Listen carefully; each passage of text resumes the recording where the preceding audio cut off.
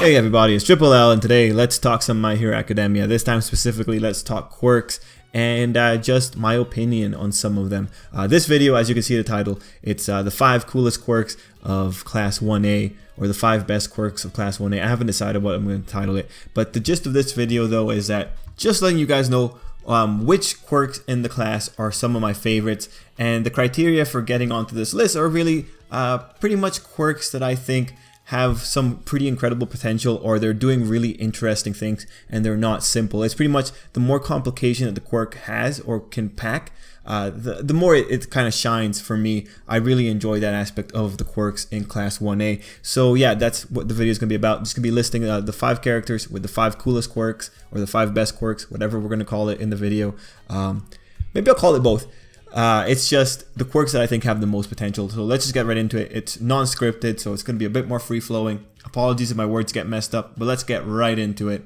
Okay, let's start off simple with number 5. Meso Shoujis, as they were formerly known, or at one point known, replicant arms. So again, pretty simple. When you think of bodily mutations giving people powers, Shouji's concept should be the poster boy. It's mutation being used in such a awesome way. It's not outlandish like all the other kids in Class 1A. It's a cool aesthetic. There's a charm in its simplicity. This guy is just sprouting out extra organs. If you went and you dipped yourself in a chemical bath, heck, you'd probably sprout out extra organs too. Shouji can replicate his organs on his dupli arms. Well, that's a dumb name. Anyway, yeah, organs on his arms that can replicate. This is a case where you gave him more basic tools, more sensory organs, and more limbs to act through, and it just ends up being a cool tool set that allows for a lot more versatility. It's also cool that the power gives him super strength to a degree, and it makes sense. I mean, you have extra limbs, you have more muscles to lift stuff up with. It's just a cool detail. And I was talking to my friend Kata, and I think that something that just kind of affected me after I heard about this was that she said that Shouji doesn't look like a high school student. And truthfully, when you look at the guy's physique, it's like, yeah, he doesn't. He doesn't at all. And just as a quick aside, that line of thought got me thinking, what if Shouji was the traitor? He's set up being a recon guy, and then when you look at the kid, even his hero's costume, it kind of looks like that little bit right there on his neck. It looks kind of like a jester's outfit, you know.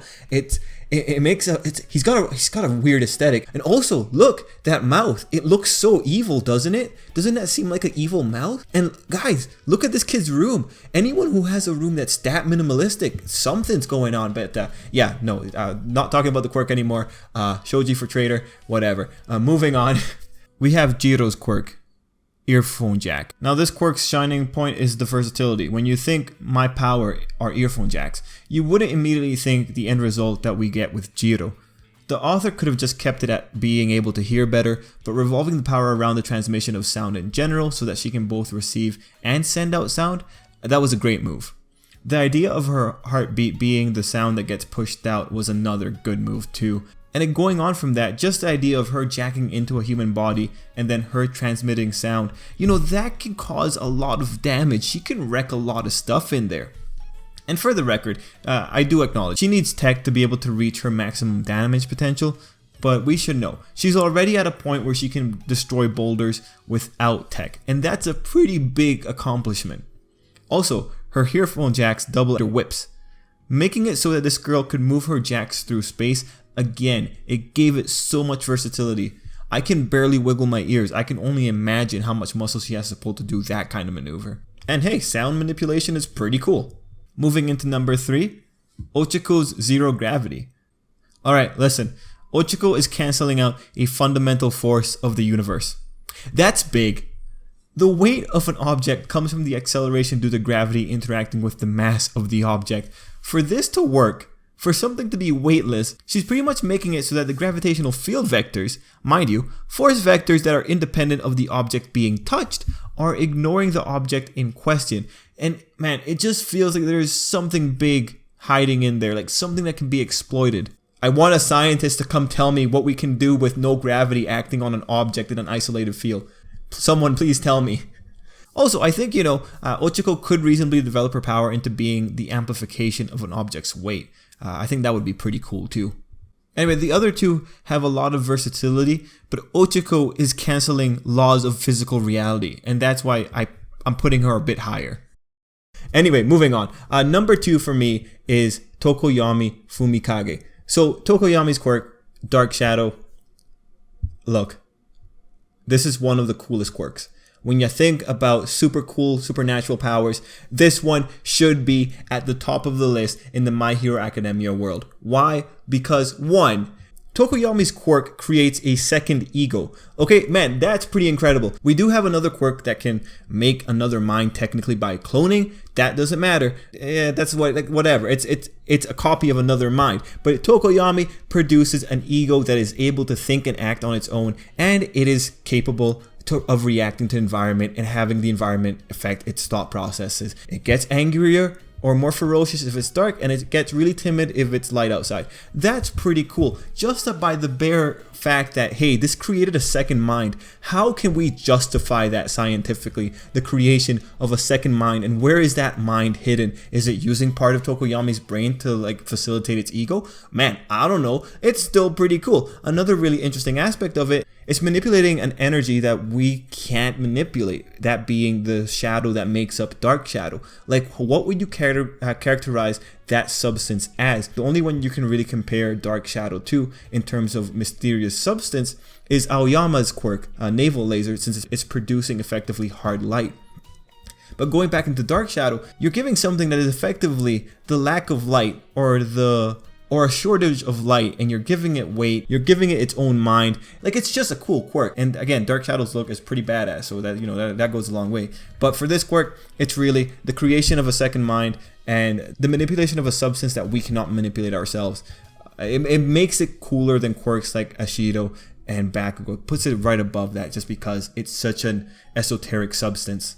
Another thing that makes Dark Shadow really cool is that this is one of the few quirks that Momo cannot replicate. And with that, we're segueing into number 1. The quirk that beats out Dark Shadow, in my opinion, creation. Guys, you don't understand the implications of Momo's quirk, alright? You don't get it. Momo's quirk is amazing, alright? And I cannot tell you, I cannot spread you the gospel of why this quirk is amazing in a few minutes. So I'm just going to start it off here, and then we're going to continue it in another video later on. But yeah, no, Momo's quirk is amazing, all right? First off, let's just recognize this quirk needs work. If you want to use this quirk, you need to be at such a level. And truthfully, that's what we gotten from Momo. We know she's very smart, and heck, even in the data books for My Hero Academia, she's under S+. We know that. We know that she is above and beyond. She's smarter than Izuku, and she's smarter than Mei. Those two are indisputable facts. Right? Because the authors already confirmed it, and I can confirm it too in the next video that we're going to make. But, you know, this isn't about Momo. This is about her quirk creation. The thing with creation is just, it can make anything. Like, the stipulation is, like, Momo has to know about it. But, buddy, let me tell you, Momo knows about it. That said, it can create anything. And the coolest thing about this quirk is that, really, Momo can do what a lot of her other classmates can do with their own quirks. And that's pretty incredible. So let's just go through it real quickly. Let's play the game. Who can Momo replace in Class 1A? Ida. Ida's got his engine. Whatever. If Momo wants to run as fast as Ida, all she has to do is like make some jetpacks and attach them to her limbs. Whatever. Whoop-de-doo. No skin off her bone. Kaminari? Oh, whatever. Momo wants to replace him? Yeah, okay, she just needs to make a giant stun gun. Heck, make a railgun while you're at it. I know it doesn't really produce electricity, but it uses magnetism, and that's good enough. Whatever, back to the stun gun. Momo can just make a stun gun and wait, look, she doesn't have to go dumb after using it. Oh well, that's pretty cool. Kirishima? Oh, yeah, alright. She needs to protect herself. She can just make a suit of armor. Like, mind you, she won't be as mobile as Kirishima is. But yeah, that doesn't... Whatever. She's protected. Heck, she could just make a really sick, badass shield if she really needs to be protected. Again, hardening can't beat a shield or a suit of armor. Actually, you know what? No, let's destroy Kirishima. Momo can easily overcome him. All she has to do, and the biggest stipulation here is that she has to go off blueprint for this, but she could just create a titanium alloy film or a titanium alloy layering on top of her skin. It'd be pretty much like what Tetsu does, except that Momo's just burning fat in order to be able to create it. Again, you might say, well, Momo might not have the control to be able to produce that kind of effect, you know, like creating such a thin membrane right on top of her skin like that. Buddy, no, Momo does have that layer of control.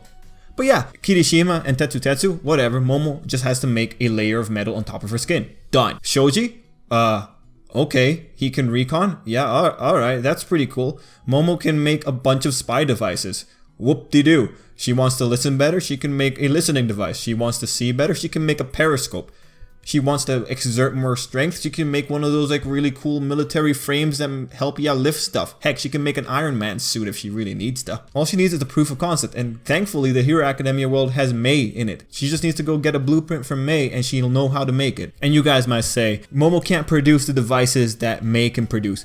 Buddy, let me tell ya, if Momo has the blueprint, she can produce the device that Mei can. Again, let me remind you, Momo's S in her intelligence. Mei's only an A. Remember that. Need to replace Zero? Oh yeah, that's easy. Even I can do that. I'll just go get tape. That's all Momo needs to do too. She could go get tape and put it in a tape dispenser. Done. Want to replace Jiro? Okay, yeah. Megaphone. And again, listening devices.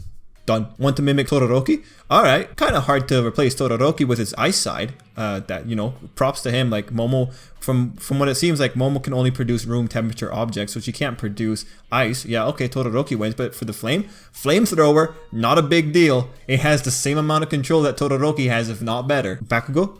A grenade launcher. Done. And maybe some TNT, just for extra measure. Mineta? A lot of tape. I think a lot of tape and some grape juice. Then you can replace Mineta. Now, one of the harder ones to be able to say whether or not Momo can replace Ashiro. Yeah, Momo can replace Ashiro pretty easily. One, Ashiro's producing acid, and yeah, we haven't seen Momo produce anything directly like that, but Momo has produced an electronic device. Electronic devices have batteries, batteries have acid. Momo is able to produce acid, and when you look at it, some acid is just as easy as rearranging some electrons, putting some molecules together. We know that Momo can create elements from the periodic table. That's how her devices work. So she should be able to produce acid. Again, Ashiro's a bit more iffy, but really, when it comes to people that Momo can't replicate, it's people like Aoyama, Tsuyu, Ochako, Ojiro, Koda, Sato. Otherwise, in the basic functions, Momo can replace a lot of her classmates. Now, mind you, her classmates have the edge in that they can use their quirks a lot more naturally. But you know what? This one is just a case of quantity over quality, and Momo's got a lot of quantity here. But yeah, guys, that's why Momo is like one of the most incredible people, just because of the sheer breadth of creation. But you know, I say all that, but you guys still don't understand the incredibleness of that quirk. And so the next video that's gonna be coming up as a follow-up for this video is gonna be specifically talking about why Momo's quirk is so incredible. So if you're interested in that, feel free to check it out. The video is going to be uploaded in 2 versions. The first version is about like 18 minutes. The second version is going to be around 5 minutes. The first version is going to be very science heavy. The second version is going to be bullet points pretty much. So you guys will be able to pick out which one of those you want to watch. The bullet point video will get you the points. The first version will, however, tell you like the full line of thought that you should like take into account when you're thinking like, oh my god, this is an incredible quirk. But anyway, that's it for the video. Those are my top 5. Shoji, Jiro, Ochako, Fumikage, Momo.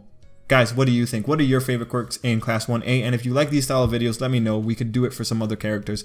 But yeah. Guys, thank you so much. Until next time, I hope you have a great day.